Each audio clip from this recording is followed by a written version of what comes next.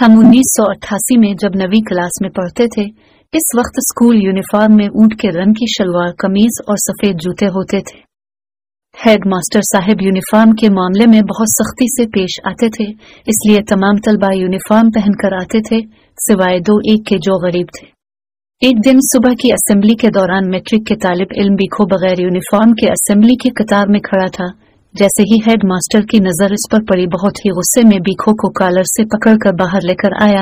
Head master का गुस्सा देखते हुए बीखो जोर जोर से कहने लगा, साईं मेरी बात सुने, मेरी बात सुने।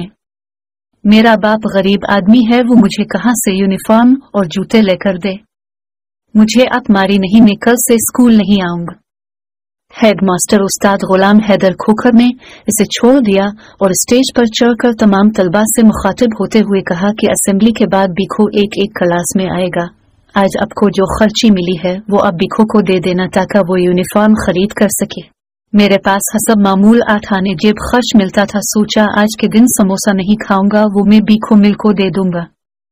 क्लास में अभी बैठे ही थे कि क्लास के टीचर उस्ताद फकीर मोहम्मद हयात हसबान क्लास में आ गए। थोड़ी देर बाद बीखो भी उस्ताद से इजाजत लेकर हमारी क्लास में दाखिल हुआ। इसके हाथ में 1-1 रुपए के चंद नोट और कुछ सिक्के थे जो शायद इसने अपनी क्लास से जमा किए थे।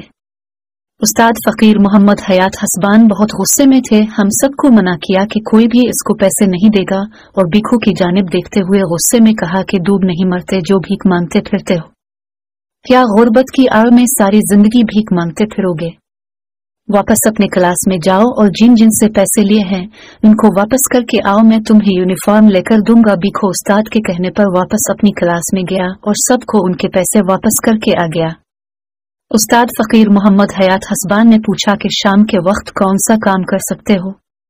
बीखो ने जवाब दिया कि मेरा बाप मोची है, मैं बूट पॉलिश करना और जूतों की मुरम्मत का काम कर सकता हूँ, मगर मेरे पास सामान खरीद करने के लिए पैसे नहीं हैं। उस्ताद ने पूछा कितने पैसे चाहिए होंगे? उसने कहा 1 लकड़ी की पैटी और चंद बुर्श, पॉलिश वगैरह सब मिलाकर कोई 150 रुपए चाहिए, इनमें सब सामान आ जाएगा। उस्ताद ने अपनी जेब में हाथ डाला और 150 रुपए गिन कर दिए और कहा कि ये उधार है, तो मुझे रोज के हिसाब से हर हफ्ते 7 रुपए वापस करना।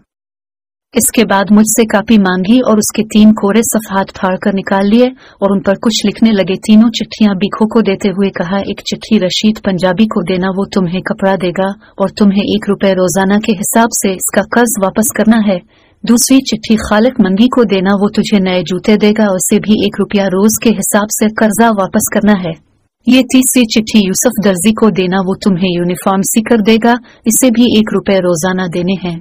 4 रुपए कर्जा उतारने के लिए तुम्हें हर सूरत में इतना कमाना है ताकि तुम कर्जा चुका सको और इससे के बाद तुम्हें अपनी मेहनत के जरिए आगे बढ़ना है। एक बार भीख मांगने की आदत पड़ गई तो सारी जिंदगी भीख मांगते ही गुजरेगी। बीखो वदा करके चला गया। बाद में उस्ताद ने हमें कहा कि आप लोग अपने जूतों की मुरम्मत और बूट पॉलिश हमेशा बीखो से करवाया करें। वक्त तेजी से गुजर गया। 12 साल पलक झपकते गुजर गए। 1999 में हाई स्कूल में 10वीं क्लास के तलबा की अलविदाई पार्टी हो रही थी। उस्तादों के साथ शहर की मुअज्जिजीन को भी दावत थी।